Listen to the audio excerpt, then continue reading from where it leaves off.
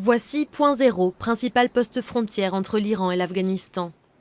Chaque jour, des centaines d'Afghans franchissent ces grillages pour rentrer au pays, après des mois ou des années à travailler de l'autre côté. Peu de choses dans leurs valises, mais beaucoup portent un lourd fardeau, une addiction à la drogue développée en Iran. On prenait des drogues en Iran pendant le travail parce que c'était trop dur. On travaillait sur des chantiers avec du ciment où on creusait des puits.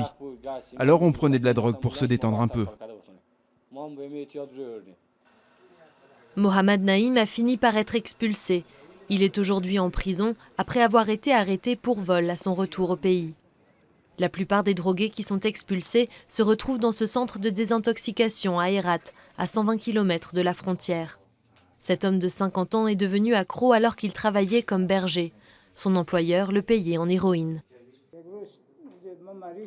Un jour, j'étais malade et je souffrais beaucoup. Mon patron m'a ramené un peu d'opium foncé. J'en ai fumé quelques bouffées et il m'a dit de fumer davantage, m'assurant que ça me guérirait. C'est ce que j'ai fait et le lendemain, il m'en a ramené à nouveau, et encore et encore. Dans les années 80, l'Iran a accueilli des millions de réfugiés afghans fuyant la guerre déclenchée par l'invasion soviétique. Après la chute du régime taliban en 2001, les retours ont commencé. Mais plus d'1,5 million d'illégaux y sont restés. Aujourd'hui, les autorités iraniennes les reconduisent progressivement à la frontière. Des retours forcés, souvent accompagnés d'addictions.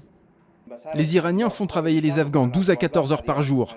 Ils leur donnent de la drogue sans qu'ils s'en rendent compte pour qu'ils travaillent davantage. Ils leur disent « si tu prends ça, tu travailleras mieux et tu seras mieux payé ». Et petit à petit, ils deviennent accros. Une addiction qui est l'un des nombreux défis à surmonter pour ces hommes qui reviennent dans un pays qu'ils avaient fui. Ironie du sort, cette drogue qui les a rendus accros vient majoritairement d'Afghanistan, qui produit au moins 80% de l'opium mondial, le principal composant de l'héroïne.